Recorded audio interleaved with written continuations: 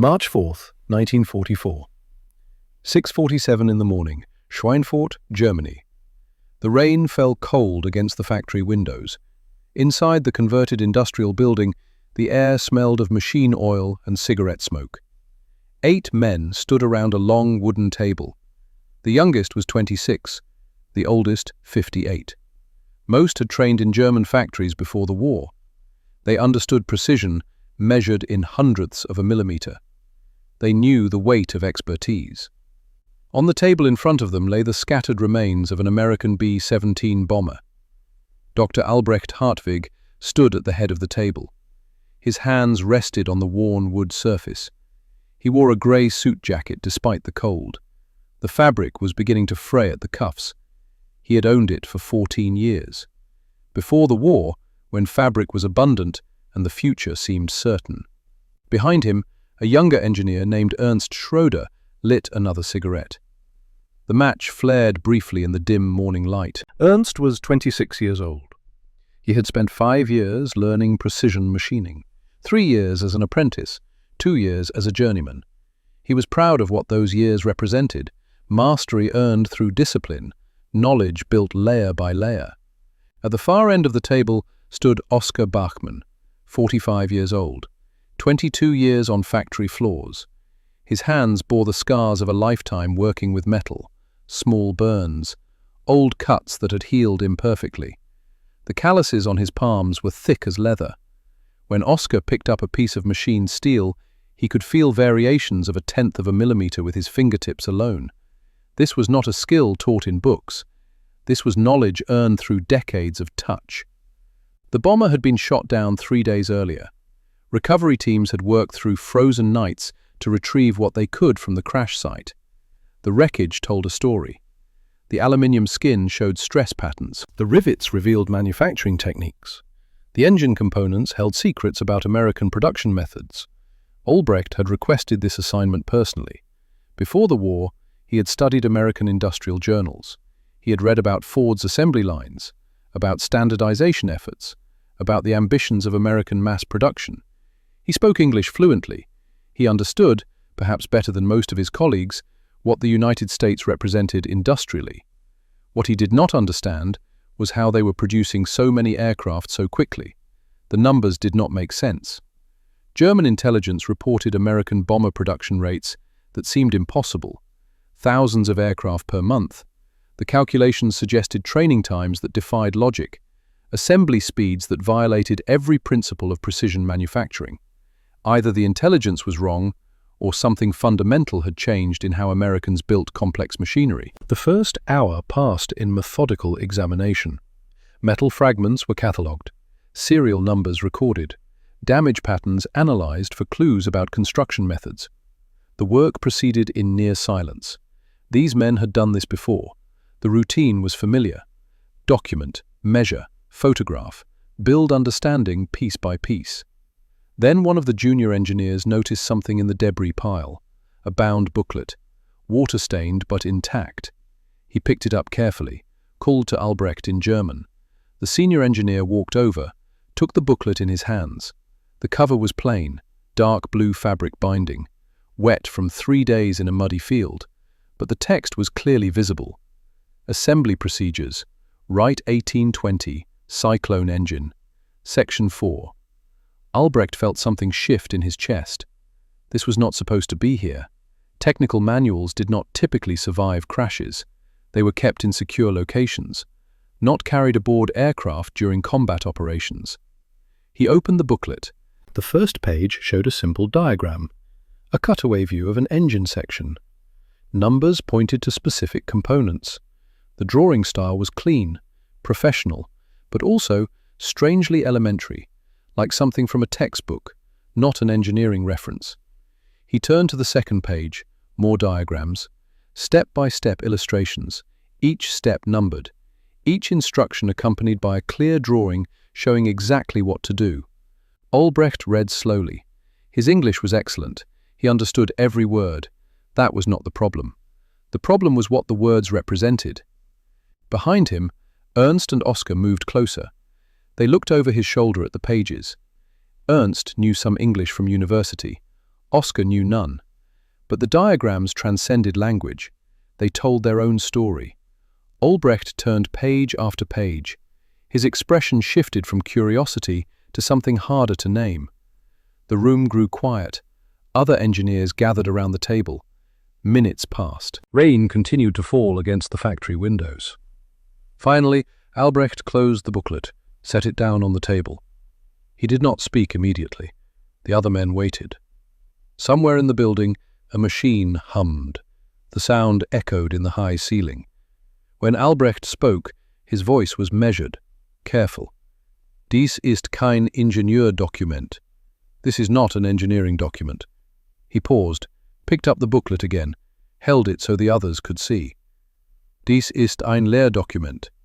This is a teaching document. Ernst frowned, stepped closer. Was meinst du? What do you mean? Albrecht opened to page 7, pointed to a specific section. The diagram showed fuel line connections to a carburetor assembly. In a German factory, this task required a worker with at least 3 years of apprenticeship training. The connections demanded precise torque. The seals had to be set within tolerances that varied based on ambient temperature. A single error could cause engine failure at altitude. The American manual reduced this to 4 numbered steps. Step 1 showed where to position the fuel line, a simple illustration, an arrow pointing to the correct mounting point. Step 2 indicated the proper washer sequence, another drawing, the washers laid out in order like a recipe. Step 3 displayed the torque specification in a bold box. The number was large, easy to read. An arrow pointed to a standard wrench setting, no calculation required, no adjustment for temperature, just a single number. Step 4 was a checkbox labeled Visual Inspection Complete. Beneath the checkbox, a single sentence. If seal appears uneven, replace and repeat from step 1. That was all. No explanation of why the torque mattered. No discussion of thermal expansion. No reference to the metallurgical properties of the seal material. The manual did not expect the worker to understand the physics. It did not assume knowledge of the engineering principles. It expected the worker to follow instructions. Ernst read the page twice, then looked up at Albrecht. This is a weakness. Their workers do not understand the systems they build. Albrecht did not respond immediately. He walked to a filing cabinet against the wall, unlocked it, retrieved a folder. Inside were intelligence reports, data on Allied bomber operations over the Reich for the past 6 months. He spread the papers on the table, found the specific document he wanted, pointed to a column of numbers. Engine failures, he said in German, as a percentage of total losses. Ernst leaned over, read the figure. 3.8%. Less than 4% of Allied bomber losses were due to engine failure.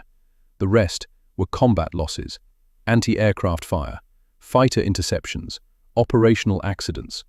But mechanical failure of the engines themselves accounted for less than 4%. Ernst stared at the numbers. That cannot be correct. Albrecht tapped the report. This is from our own intelligence, based on captured aircraft, interrogations of downed aircrews, analysis of wreckage patterns. He picked up the American manual again, held it next to the intelligence report. They are not producing inferior machines. They are producing comparable machines with incomparably less training. The weight of that statement settled over the room. Oscar spoke for the first time. His voice was rough, the voice of a man who had spent decades in loud factories. Wie lange? How long? How long what? Albrecht asked. Wie lange brauchen Sie, einen Arbeiter auszubilden? How long does it take them to train a worker? Albrecht looked down at the manual, at the simple diagrams, the numbered steps, the checkboxes. He thought about the German system, the years of apprenticeship, the slow accumulation of knowledge, the pride of mastery. I do not know exactly, he said, but this manual suggests weeks, not years, weeks. Ernst shook his head. Unmöglich. Impossible. But Albrecht was already doing the mathematics in his mind. A German worker needed 3 years to learn what this manual taught in what? 3 weeks? 4? Even if it took 3 months, the ratio was devastating. German training produced experts. American training produced executors. people who followed steps precisely because the steps were designed to be followed precisely. The knowledge was not in the worker, the knowledge was in the system. On the battlefield, this meant something none of them wanted to consider. If a German aircraft mechanic was killed, his replacement needed years of training, years the Reich did not have, years during which that specialized knowledge was simply gone, removed from production capacity. If an American mechanic was killed, his replacement needed a copy of the manual and a handful of weeks under supervision. The American military could absorb losses that would cripple German production for months, and they were absorbing them constantly, while still increasing output. Albrecht set the manual down carefully, as if it might break. "We need to translate this," he said. "Every page, every diagram. I want to understand exactly what they are teaching their workers." The team began that afternoon. The work took a week. What they found disturbed them more with each passing day.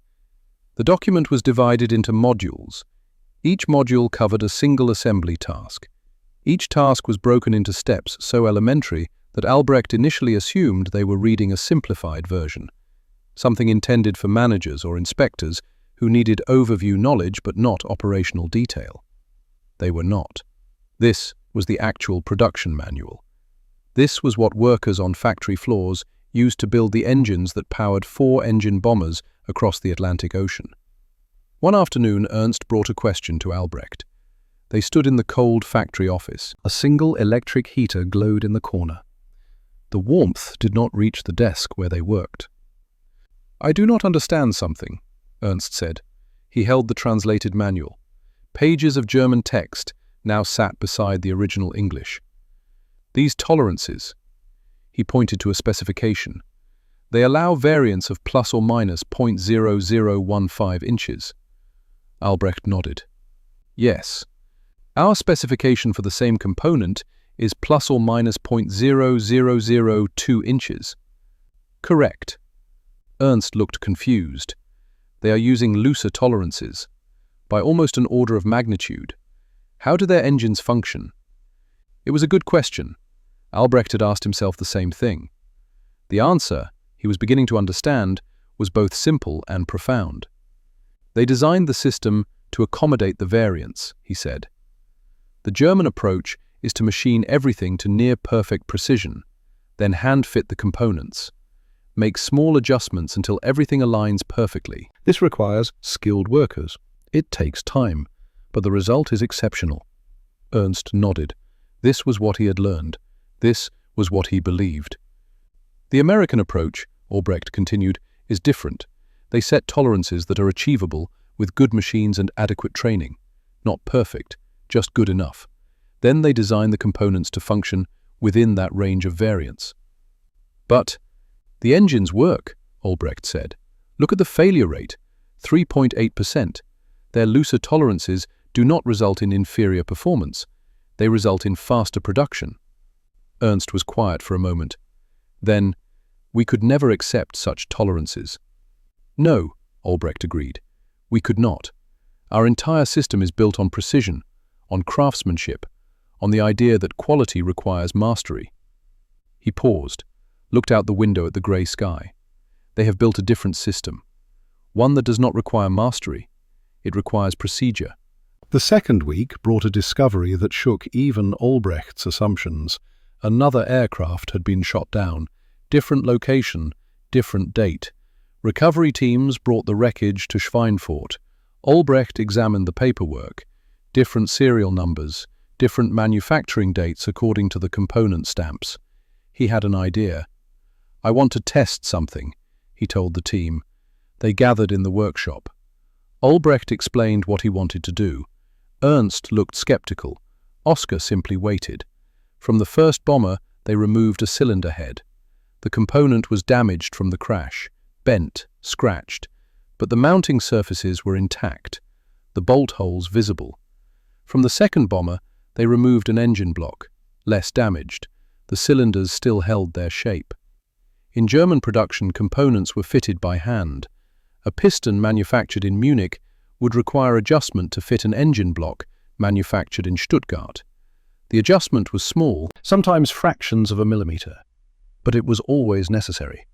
Skilled workers performed these adjustments using experience and intuition and precision tools. This fitting added hours to assembly time. It also meant that replacement parts in the field had to be adjusted by trained mechanics before installation. Combat repairs were slow, sometimes impossible without specialized equipment. Albrecht positioned the American cylinder head above the American engine block. The components came from different bombers, different factories, different production runs, separated by perhaps 3 months of manufacturing time. He lowered the cylinder head slowly, aligned the bolt holes. They matched perfectly. He inserted a bolt through the first hole. It slid through smoothly, no binding, no resistance. He tried the second hole, the same, the third, the fourth. All 6 bolt holes aligned to within 1/10 of a millimeter. No adjustment, no filing, no shimming. The parts fit as though they had been manufactured together. Ernst stared. Das ist unmöglich. That is impossible. But it was not impossible. It was right in front of them. Oscar stepped forward. The master craftsman reached out with one scarred hand, touched the joined components. His fingers traced the seam where cylinder head met engine block. He could feel no gap, no misalignment. 20 Jahre, he said quietly. 20 years. 20 Jahre haben wir versucht, dies zu erreichen. 20 years we have tried to achieve this. Albrecht found a small card tucked in a protective sleeve near the engine mount. It was a quality control checklist. 37 measurements, each one signed off by an inspector. Not a name, a stamp number. At the bottom of the card, a printed statement. This component is certified interchangeable with all components bearing the same part number, regardless of manufacturing origin. The words sat on the page with bureaucratic flatness, but their meaning was revolutionary. Total interchangeability. Every part from every factory matching every other part, within tolerances tight enough to eliminate hand-fitting entirely. Albrecht sat down heavily on a workshop stool. The implications rippled outward in his mind like waves from a stone dropped in still water. Assembly speed increased dramatically when workers did not need to adjust parts. A novice could install components as quickly as a master, because the installation required no judgment, only procedure. Field repairs became almost trivial. A damaged cylinder head could be replaced with any cylinder head from the supply chain. No specialist required, no precision tools beyond what any mechanic carried. Most critically, production could be distributed across dozens of factories without coordination problems. If one facility was bombed, another could absorb its workload without retooling. The parts were identical. The manuals were identical. The workers were interchangeable. Ernst picked up the manual again, turned to a section on quality control procedures, found the diagram showing the go, no-go gauge system used for inspection. The gauges were simple, binary. Either a part fit through the gauge template or it did not. There was no measurement to interpret, no reading to judge, no decision to make. A worker with 1 hour of training could inspect parts as reliably as an engineer with 20 years of experience. Everything about American production seemed designed to remove human variability, not to eliminate humans, but to eliminate the differences between them, to make the system function regardless of who operated it. A factory manager in Detroit could be replaced overnight and production would continue unchanged. A floor supervisor in Long Beach could fall ill and her workers would continue without her, because the work did not require her judgment. It required the manual. German industry depended on irreplaceable people. American industry had made people replaceable by design. That evening, Albrecht remained in the factory alone. The other engineers had gone home. The building was quiet, except for the sound of rain against the windows. He sat at the wooden table. The water-stained manual lay open in front of him. Beside it, the interchangeable components, the quality control card. He thought about what these objects represented, not just a different manufacturing process, a different theory of production, a different understanding of what it meant to build complex machinery at scale. The German way valued individual mastery.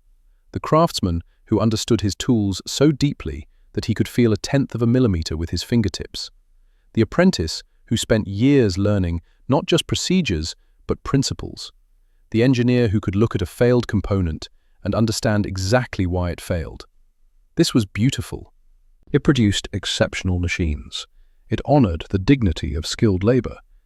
It was also slow, fragile, dependent on men who could not be quickly replaced. The American way valued something else: system design, procedural clarity, the idea that quality could be achieved through process rather than expertise. This was not beautiful. It was efficient. It was scalable. It was resilient. And it was winning. Albrecht closed the manual. The rain fell harder now. He could hear it drumming on the factory roof. Somewhere in the distance, air raid sirens began to wail. Not close, not urgent, just a reminder that the war continued, that American bombers would come again, that they always came again. He stood, locked the manual in the filing cabinet, turned off the lights, walked out into the rain. Tomorrow, they would continue the analysis. There was more to learn, more to understand. But already, in the back of his mind, a terrible certainty was forming. The third week brought new documents. Albrecht arrived at the factory on a Monday morning to find a courier waiting, a young soldier, barely 20, holding a sealed envelope marked Geheim, secret. The envelope was thick, heavy. Inside were intelligence reports on American manufacturing. Albrecht had requested these 2 weeks earlier. He had expected perhaps a few pages. What he received was a comprehensive dossier, 47 pages, photographs, technical diagrams, factory layouts, production statistics. He spread the documents across the wooden table, called Ernst and Oscar. The three men stood in the cold morning light and began to read. What they found was not reassuring. The reports detailed something the German engineers had suspected, but not fully understood. American precision did not come from master craftsmen. It came from standardized tooling distributed across the entire production network. Every factory received identical machine tools. Every machine tool was calibrated to identical specifications using master gauges distributed by the government. The calibration procedures were documented in manuals, simple manuals, like the assembly procedures, numbered steps, checkboxes. A factory in California used the same drill press settings as a factory in Michigan. Both settings came from the same source document. Both were verified using the same type of gauge. The precision was built into the infrastructure, not the people. Ernst studied a technical diagram showing the gauge distribution system. They have centralized the knowledge, he said. One source distributed everywhere. Albrecht nodded. And if that source is destroyed? There are backups, Ernst said, pointing to another section of the report. Multiple facilities maintain master gauge sets, distributed geographically. If one is bombed, others continue. Redundancy, even in their precision standards.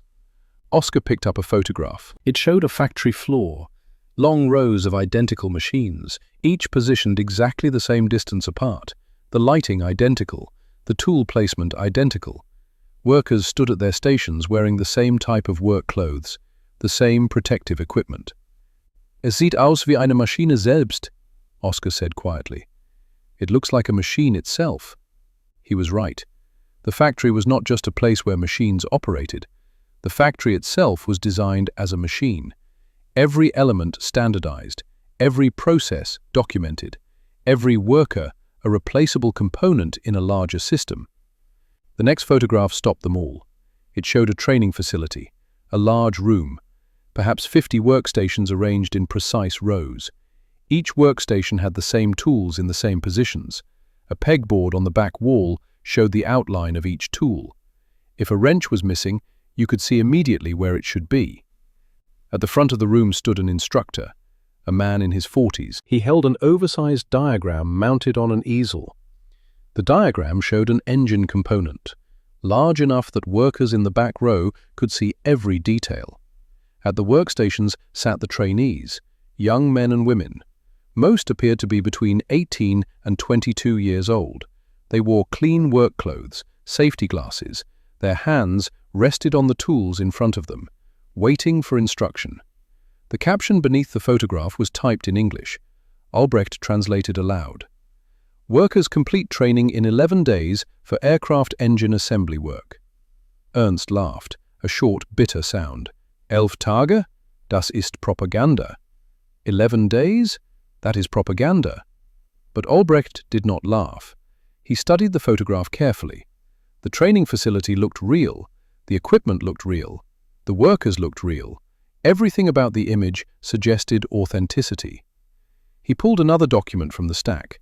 Production statistics for American aircraft factories. Month-by-month data for the past 2 years. The numbers climbed steadily. January 1942, 300 aircraft. January 1943, 1,000 aircraft. January 1944, over 2,000 aircraft.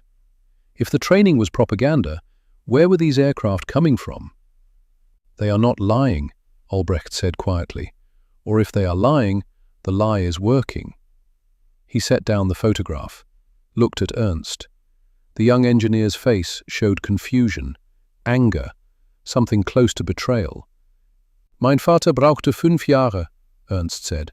5 Jahre, Präzisionsarbeit zu lernen. My father needed 5 years, 5 years to learn precision work. Oskar spoke without looking up from the photographs. Mein Sohn auch. 4 Jahre als Lehrling. Und ist gut. Sehr gut. My son, too. 4 years as apprentice. And he is good. Very good. The old craftsman's voice was steady, but there was something beneath the steadiness. A tremor. The sound of a man watching his world's foundations crack. Albrecht understood. These men had invested years in their training. Their identities were built on expertise earned through time and discipline. Now they were looking at evidence that suggested all those years could be compressed into 11 days. Not for them. They still needed those years. But for the system, for mass production, for winning wars. The following week brought more analysis. Albrecht focused on the quality control systems. He needed to understand how American factories maintained precision with minimally trained workers. The answer was in the gauges. The intelligence reports included photographs of American inspection procedures. The gauges were beautifully simple. Go, no-go templates. You placed a component against the gauge. Either it fit within the tolerance window or it did not. Binary. No interpretation required. A good part passed through the gauge opening smoothly. A bad part did not fit. Or fit with resistance. No micrometers to read. No calculations to perform. No judgment calls about borderline measurements. The gauge made the decision. The inspector simply executed the test. Albrecht found a technical specification for one of these gauges. The tolerance window was clearly defined. Plus or minus 0.0015 inches. Wider than German specifications, but tight enough to ensure components would fit together. Tight enough that engines would function reliably. The genius was in the design. The Americans had engineered their components to function within achievable tolerances. Then, they had created inspection tools that anyone could use. No expertise required, just the ability to follow procedure. Ernst brought him coffee one afternoon. Real coffee, increasingly rare in Germany by 1944. Albrecht did not ask where it came from. I have been thinking, Ernst said, about the training time. Albrecht waited. Even if they can train workers in 11 days, Ernst continued, the quality must suffer. Complex assembly requires understanding, not just procedure. Understanding. It was a fair point, the kind of reasoning Albrecht himself would have made a month earlier. Let me show you something, Albrecht said. He pulled out the engine failure report again, the document they had reviewed in the first week. 3.8%. This is not quality suffering, he said. This is quality comparable to ours, achieved with a fraction of the training time. But how? Albrecht spread his hands. They have embedded the understanding in the procedure, in the manual, in the gauges. The worker executes. The system ensures quality. That cannot work for complex. It is working, Albrecht said. His voice was firm, not angry, just certain. The bombers are flying. The engines are functioning. We are seeing the proof overhead every day. Ernst was quiet for a long moment. Then, what does this mean for us? Before Albrecht could answer, Oskar entered the office. The master craftsman held another intelligence report. This one had just arrived. His face was pale. Sie müssen dies lesen, Oskar said. You must read this. The report documented an incident at an American component manufacturing facility in Ohio. A major fire had destroyed the building completely. The facility had produced critical engine components, cylinder heads, output capacity, 500 units per day. German intelligence had noted the fire, expected significant disruption to American production. A facility of that capacity would take years to rebuild. The specialized tooling alone would require 18 to 24 months to fabricate and install. The report showed what actually happened. Within 6 weeks, production had been transferred to 3 smaller factories. These facilities had previously been manufacturing different components. They retooled using standard machine configurations, standard tooling, standard procedures. They trained new workers using standard manuals. Output returned to previous levels within 2 months. Albrecht read the report twice, set it down carefully, stood up, walked to the window. Outside, snow was beginning to fall. Early spring snow, the kind that would not last. How is this possible? Ernst asked. Because every factory is the same, Albrecht said, still looking out the window. The machines are the same, the tools are the same, the procedures are the same. Moving production from one location to another is like moving a book from one shelf to another. The content does not change. He turned back to face the room.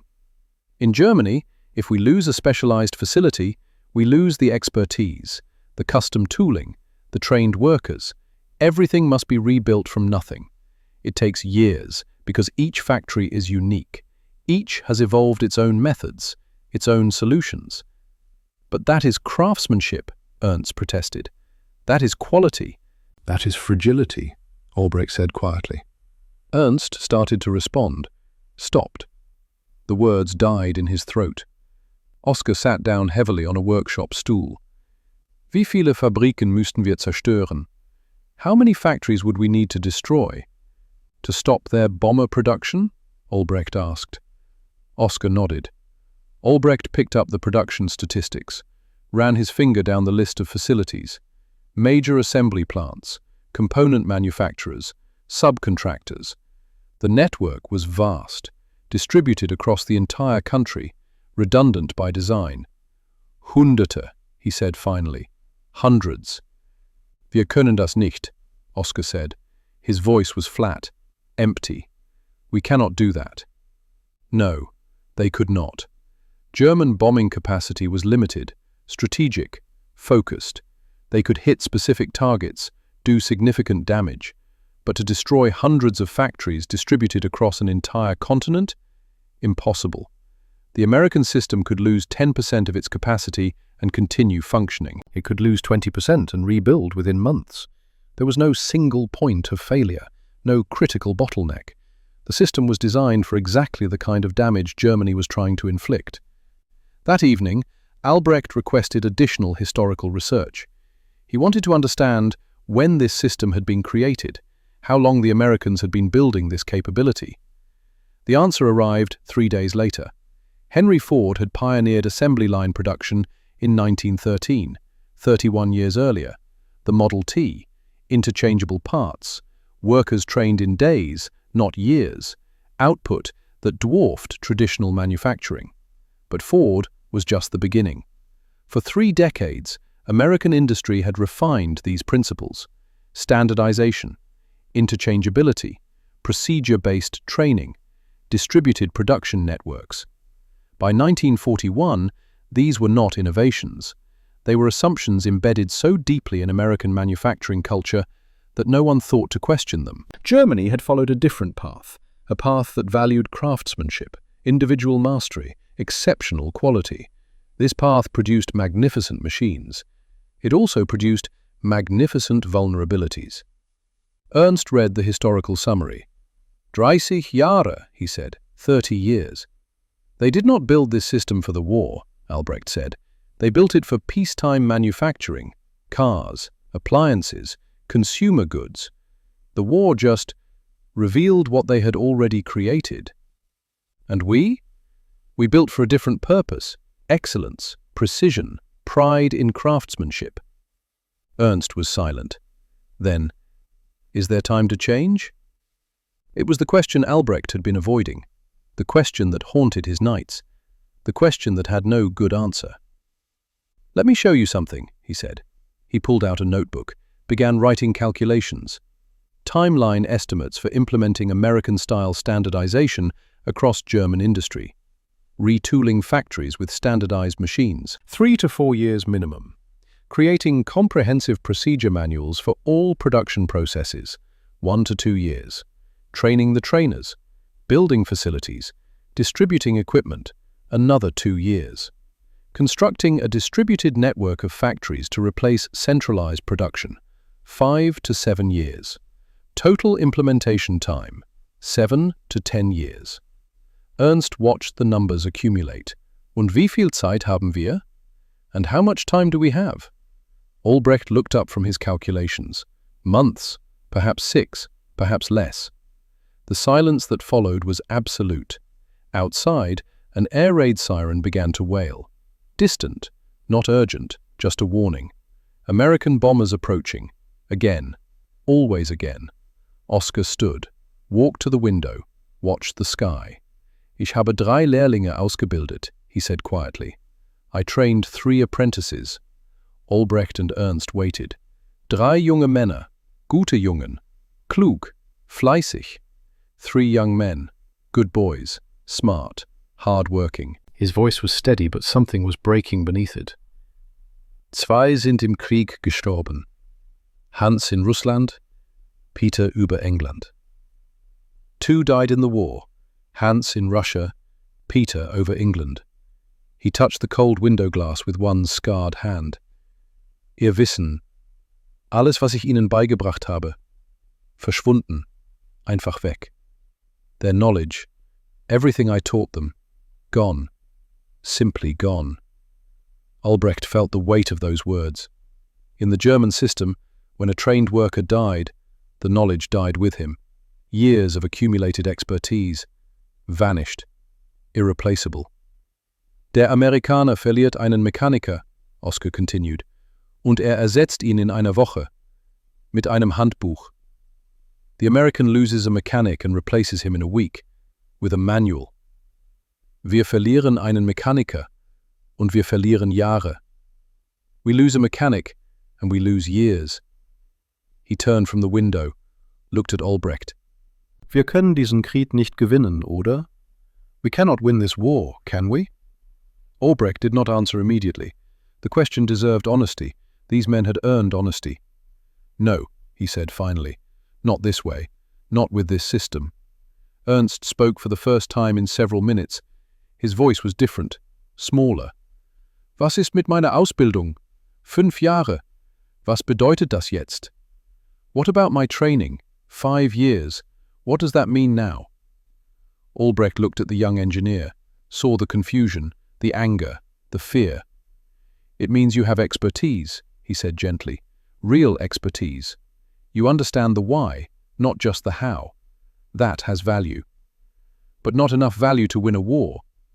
No, not enough value to win a war of production. The air raid sirens stopped, false alarm, or the bombers had passed, or they were heading elsewhere. It did not matter. They would return. Tomorrow, next week, next month. The mathematics were simple, brutal, undeniable. Albrecht walked to the blackboard they used for calculations, picked up chalk, began writing numbers. American bomber production, current rate 2,000 per month. German fighter production, current rate 800 per month. Loss ratios, replacement times, training capacity. He wrote for 10 minutes. Ernst and Oscar watched in silence. When he finished, the blackboard showed a simple equation, one that could not be solved, not with German resources, not with German methods, not with time measured in months instead of years. Die amerikanische Produktion zu stoppen, Albrecht said, tapping the board, müssten wir über 200 Fabriken gleichzeitig zerstören. To stop American production, we would need to destroy over 200 factories simultaneously. Unsere maximale Kapazität, he moved the chalk to another number, liegt bei vielleicht 10 bis 15 Einrichtungen. Our maximum capacity is perhaps 10 to 15 facilities. Mathematisch unmöglich. Mathematically impossible. Ernst stared at the board. Das ist alles? Nur Mathematik? That is all? Just mathematics? War is logistics, Albrecht said. Logistics is mathematics. And the mathematics say we cannot destroy their production capacity. We cannot replace our losses as fast as they inflict them. We cannot train workers as fast as workers fall. He set down the chalk. The powder left white dust on his fingers. Albrecht looked at both men. Ernst, young, still learning what war meant. Oscar, experienced enough to remember when individual excellence could decide outcomes. That world was ending. Outside, the snow fell harder. Spring snow, temporary. Soon it would melt, and the war would continue. But the outcome was already written. Not in blood, not in courage, not in individual skill or determination. In spreadsheets, production schedules, training manuals, replacement rates. The 8th week began with rain. Albrecht sat at his desk in the cold factory office. Before him lay blank paper, a fountain pen, the weight of impossible mathematics. He had been ordered to write recommendations. His superiors wanted solutions, ways to close the gap, methods to match American production efficiency. They wanted hope translated into actionable plans. He uncapped the pen, began to write. Recommendation 1.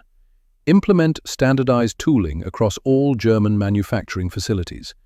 Replace custom machines with identical units calibrated to universal specifications. Distribute master gauges from centralized sources. Train factory managers in standardization procedures. He paused, calculated in his mind, how many factories, how many machines, how much steel for fabrication, how many skilled tool makers to produce the standardized equipment. He wrote a number in the margin, 3 to 4 years, minimum. Recommendation 2. Create simplified assembly manuals for all production processes. Document every procedure with numbered steps and clear diagrams. Remove assumptions of expertise. Design instructions that workers can follow without understanding underlying principles. This would require technical writers, illustrators, engineers to break down complex processes into elementary steps. Testing to verify the procedures actually worked. Printing and distribution across the entire industrial network, 1 to 2 years. Recommendation 3. Build distributed factory network to replace centralized production. Construct multiple facilities capable of producing identical components. Ensure redundancy so that destruction of any single location does not halt output. He thought about the Ohio fire. 6 weeks to transfer production, 2 months to full capacity. Because the Americans already had the network in place, already had the standardized systems, already had the trained workers ready to shift from one component to another. Germany would be building from nothing. 5 to 7 years, possibly longer. Recommendation 4. Replace apprenticeship training with procedure-based instruction. Create training facilities with standardized workstations. Develop curricula focused on execution rather than understanding. Reduce training time from years to weeks. This would require new buildings, new equipment, new instructors trained in the new methods. A complete cultural shift in how German industry thought about skilled labor. 2 to 3 years. He set down the pen, added the numbers. The timeline stretched before him like a road disappearing into fog. 7 years. Perhaps 10. Possibly more. Implementation would require resources Germany did not have. Time Germany did not have. A complete restructuring of industrial philosophy that might not even be possible within the existing culture. Ernst entered the office. He carried coffee, the ersatz kind, made from roasted grains. It barely deserved the name, but it was hot. Wie geht es? Ernst asked. How is it going? Albrecht gestured at the paper. The calculations, the impossible timelines. Ernst read in silence. His face changed as he processed the numbers. 7 Jahre, he said finally. 7 years. Minimum. Und we have Monate, Albrecht finished. 6, vielleicht weniger. Months. 6, maybe less. Ernst sat down heavily. The chair creaked. Outside, the rain continued, steady, relentless, like the bombers. Warum schreibst du es dann? Ernst asked. Then why are you writing it? Because I was ordered to. But you know it is useless. Albrecht looked at the young engineer. Yes, I know it is useless, but perhaps someone someday will read these recommendations, after the war.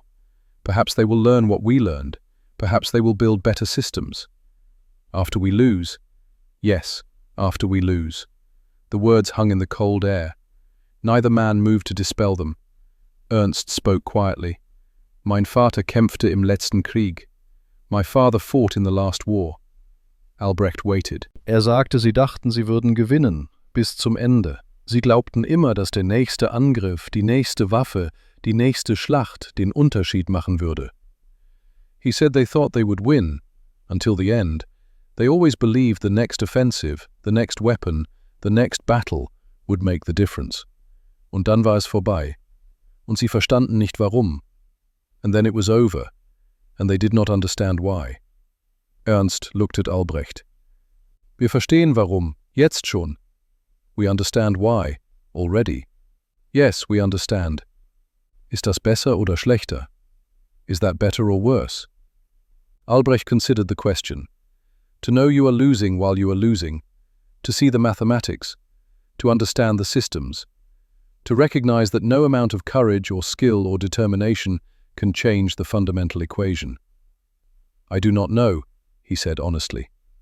He returned to writing, finished the recommendations. 47 pages, detailed, technical, thorough, completely impossible to implement in any useful time frame. He signed the document, dated it, March 28, 1944, placed it in an envelope, addressed it to his superiors, knew it would change nothing. That night, Albrecht sat alone in his small apartment, a single room, a bed, a desk, a narrow window overlooking the damaged city. The bombing had been heavy this winter, whole blocks reduced to rubble.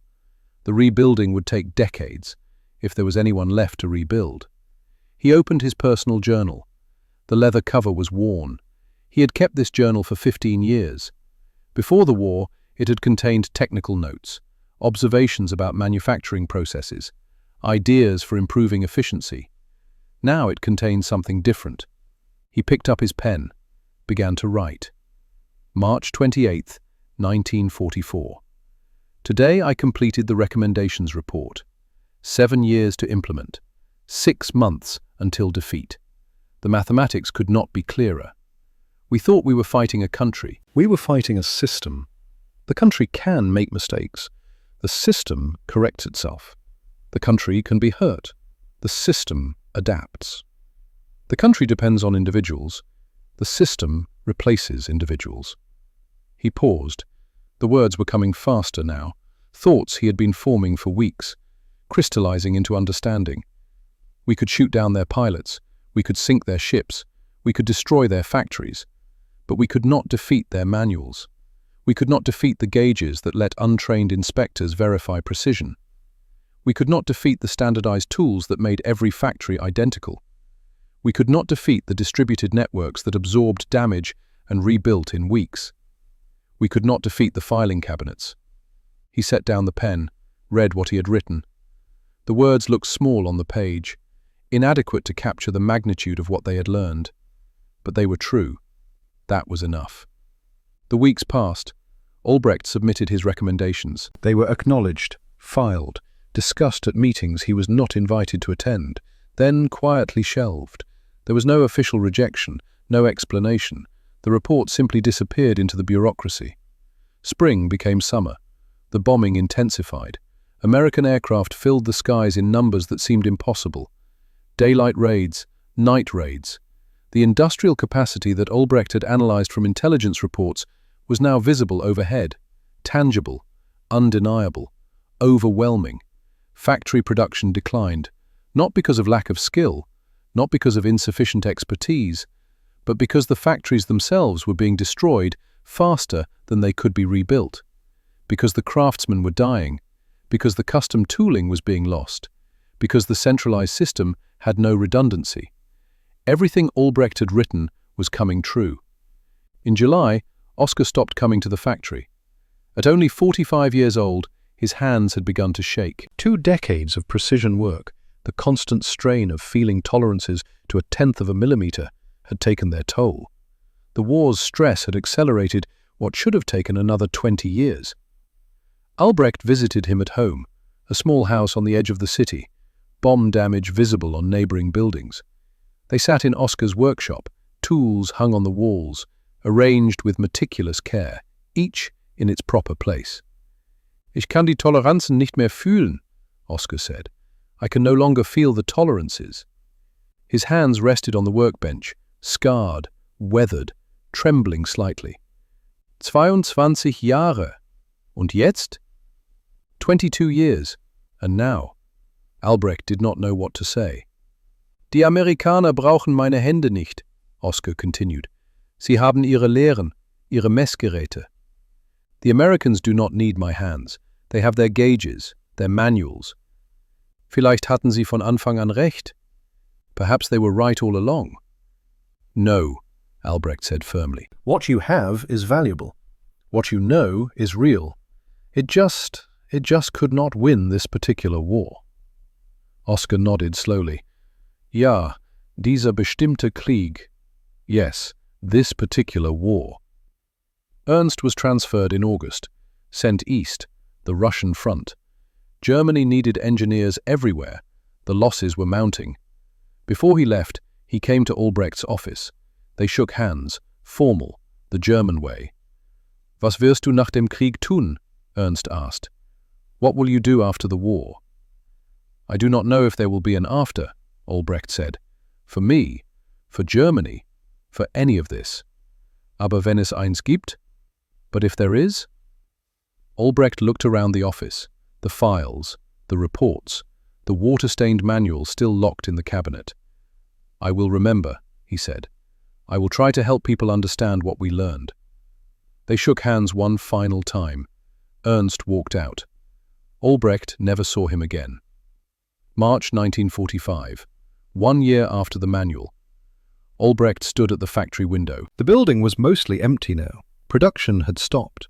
The machinery had been relocated, or destroyed, or simply abandoned.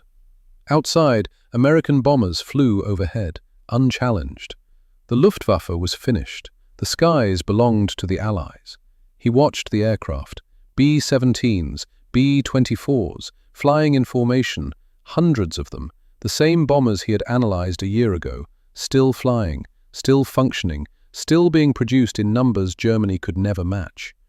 On his desk lay one final document, a summary of what they had learned, written for whoever might find it, whoever might care, whoever might want to understand. He had titled it simply, Analysis of American Manufacturing Advantage. The conclusion was brief. Wars are not won by superior weapons alone. They are won by the capacity to produce weapons continuously, to replace losses faster than the enemy can inflict them, to train new operators faster than operators fall. America did not win through our style of craftsmanship. America won by designing a system where the skill was in the process, not the person, where every component, every tool, every worker was replaceable by design.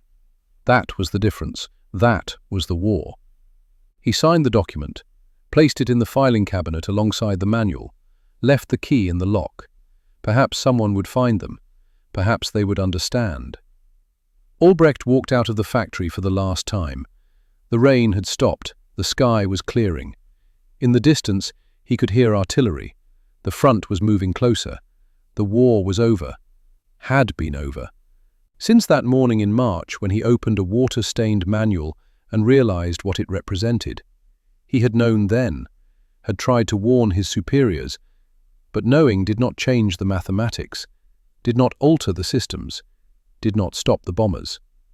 The manual was recovered from the factory in May 1945. American soldiers found it still locked in Albrecht's filing cabinet. The water stains had dried. The pages remained intact. It was sent to intelligence archives, studied, catalogued, eventually donated to the Smithsonian Institution, where it remains today, 23 pages behind glass. Albrecht Hartwig's journal was found separately, filed away, forgotten for decades until a historian discovered it in 1987. The entry from March 28, 1944, has been widely quoted since, studied in business schools, referenced in manufacturing textbooks, analyzed by military historians. We thought we were fighting a country. We were fighting a system. The country can make mistakes. The system corrects itself. We could not defeat the filing cabinets. The words proved prophetic, not just for that war, for every industrial system that followed. Modern assembly lines, fast food kitchens, software companies, global supply chains, all built on the same principle that Albrecht discovered in that water-stained manual. Skill in the process, not the person. Replaceable by design. The principle that won a war, that built economies, that shaped the modern world. Oscar Bachmann recovered somewhat after the war. His hands never stopped shaking completely, but he lived another 28 years. His tools still hang in his grandson's workshop today, each in its proper place. A reminder that before the systems, there were craftsmen, and what they knew, what they built with their hands and their years of patient learning, was something worth remembering, even if it could not win that particular war. Ernst Schroeder survived the Eastern Front, returned to Germany in 1947, worked in reconstruction, helped rebuild the factories using the very American methods he had once analyzed with such skepticism. He never forgot what he learned in Schweinfurt, the lesson that expertise alone was not enough, that systems could defeat skill, that the future belonged to those who designed for resilience rather than perfection. And somewhere in a museum in Washington, a water-stained manual sits behind glass, silent, unchanging, still teaching its lesson to anyone willing to learn. 23 pages that changed the world. The filing cabinets won.